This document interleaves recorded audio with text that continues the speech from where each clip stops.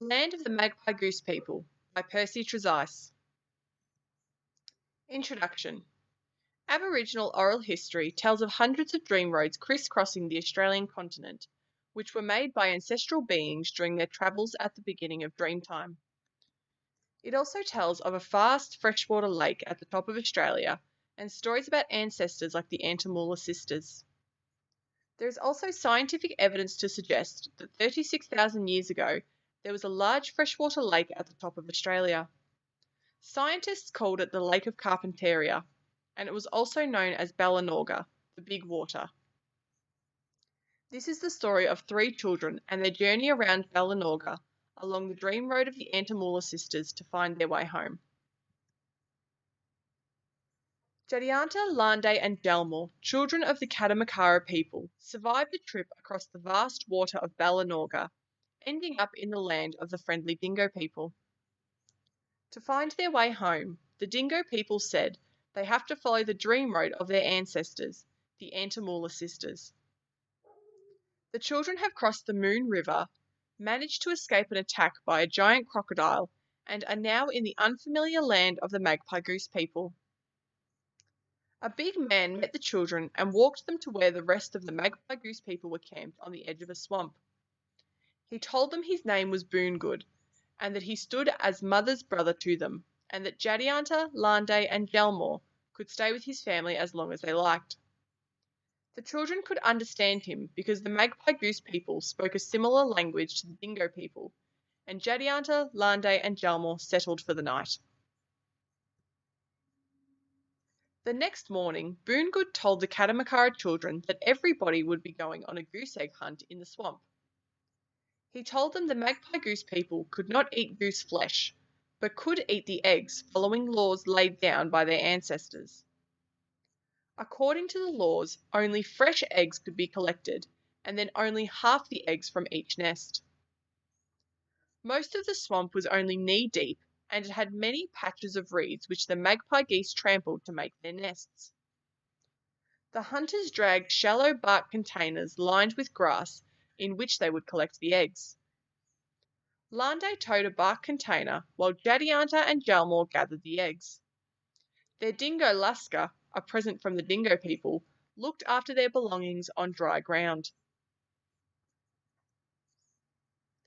The Kadimakara children stayed with the Magpie Goose People for a few days. Jadianta was enjoying the adventure, but he sensed that Lande and Jalmor were becoming more and more homesick each day that passed. He told Boongood that they would travel on in 2 days' time. The Magpie Goose People decided to hold a farewell corroboree for the young wayfarers, dancing many dances. The main dances were about the Antamoola sisters and their water lilies. The Antamoola sisters had travelled around the lake in Dreamtime, filling the lagoons with water lilies for food. The water lilies were represented by bunches of red, white, and blue feathers. Boongood pointed to 2 bright stars in the south. He told the children they were called the Sister Stars, for they had guided the Antamoola sisters on their journey southward. The children and their dingo started their journey. Home was far away, and it would take many moons for them to get there. Each day they would start walking at sunrise, Jadianta leading the way at a walking pace that suited Jalmor. In the middle of the day, Jadianta stopped where they could rest in the shade while Jalmor had a sleep. In the evenings, the Kadimakara children would stop to camp near water. Lande carried a smouldering fire stick to light a fire and cook whatever food they had gathered, while Jadianta and Jalmor built a windbreak of bushes for their sleeping place.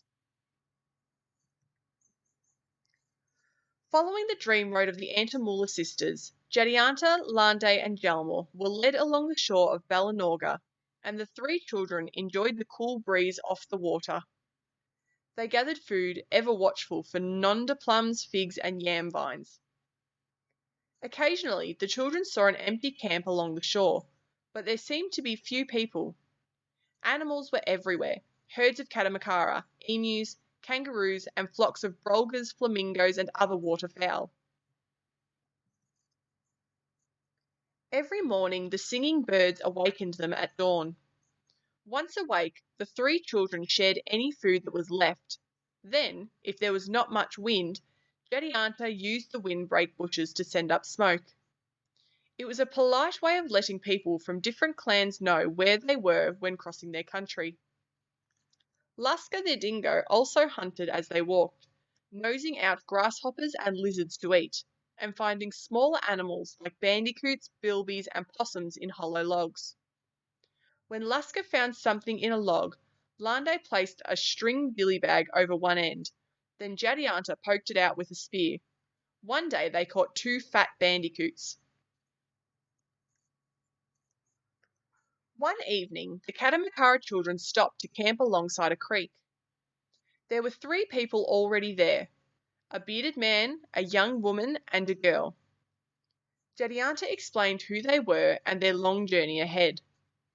The people told them that the creek was the boundary between Magpie Goose Country and Turtle Clan land. The man, Labanda, was of the Emu clan. He was taking his sister's daughter to marry a man of the Magpie Goose People, and the young girl travelling with them was her younger sister. She would get to know the Magpie Goose People and the young man her sister would eventually marry. She would keep her sister company. Labanda told Jadianta how to find the land of the Emu people. He told them where the Turtle people were camped and said the land of the Emu clan lay on the other side of Turtle Country. He warned the children that beyond Emu Country were the Snake people, called the Pungalungas, bad people who caused a lot of trouble. Jadianta, Lande and Jalmor reached the lakeside camp of the Turtle people just after sunset. The Turtle people had seen their smoke signals and made them welcome. The ground ovens were full of steaming fish and yams, and the three children had a big dinner. The children of the Kadimakara people stayed a few days, fishing with the Turtle people before resuming their long journey towards home. The Turtle people had pointed out where the dream road of the Antamula sisters crossed the river and continued south across the land of the Emu people. Jadianta, Lande and Jalmor were passing through low hills of red ochre ranges when Laska gave a warning growl. Somewhere ahead in the bush of the narrow pass was a commotion, and above hawks were circling. The disturbance was near the west side of the path, so Jadianta, Lande and Jalmor decided to creep by on the east side. As they drew nearer, they could hear a loud, harsh hissing and a moaning bellow of a large animal in pain, with the sound of sticks and bushes being snapped. Then, from an opening in the bushes, they saw what was happening. A huge goanna, Mungungali, was killing a young Kadimakara, which it had by the throat. The children hid behind a log. Jadianta said they must stay hidden until the giant goanna ate his fill and went away, for he knew Mungungali also killed and ate people. Mungungali had only just started to eat when there was a sudden crashing in the bushes, and an even bigger goanna rushed over, seized him by the front leg, and pulled him away from the feast. Then the two giant goannas rolled over and over, biting and hissing at each other. Jadianta knew that he and his brother and sister would be in great danger if one of the goannas was beaten and left hungry. Then the children saw that other animals were interested in the fresh meat. Two marsupial lions had come to investigate the noise and started feasting from the Kadimakara while the goannas were busy fighting. The smaller goanna saw the lions tearing at the Kadimakara and broke away from fighting the big goanna to charge the new threat to his kill. When the larger goanna also charged towards the lions, Jadianta realized it was their chance to escape. He told Lande and Jalmor to keep low, and the three children and their dingo ran away up the pass as fast as possible. The Turtle people had told Jadianta about the Quincan cave under the cliff near the western end of the pass. This cave had paintings of Quincan spirits, so leaving their belongings at the bottom of the steep slope, the children went up to see the paintings. The Quincans were painted over the top of giant wannabe snakes. On the left were the hideous imjims bouncing on their knobbled tails, and in the centre was the towering figure of ferocious Taramulli, who would eat people. On the right, the children were delighted to see the tall, slender Tamaras, who were often mischievous but always helpful to children in trouble in the bush. Jadianta, Lande and Jalmor continued their journey, and a few days later they reached the wide river that lay between the lands of the Turtle and Emu clans. There were some walpers moored on the far side, but no sign of people. The Emu man, Labanda, had told them to set up a smoke signal and someone would paddle across for them. It was a still evening and the smoke signal towered in the air, visible for a long way. No one came, so just after sunset, Jadianta, Lande, and Jalmor prepared to camp for the night. Then Laska yipped a warning, and they saw a man and a woman paddling a walper towards them. Another part of their great journey was about to begin. To return to their home among the Kadimakara people, Jadianta, Lande, and Jalmor must travel through many lands, including the land of the Emu people and the terrifying land of the Snake Men. They will continue to journey along the dream road of the Antamula sisters until they reach the familiar country of their home. The Kadimakara children are facing a long and dangerous journey. Will they ever see their family again? Glossary. Antamula sisters. Two ancestral beings who travelled around Balanorga during dream time.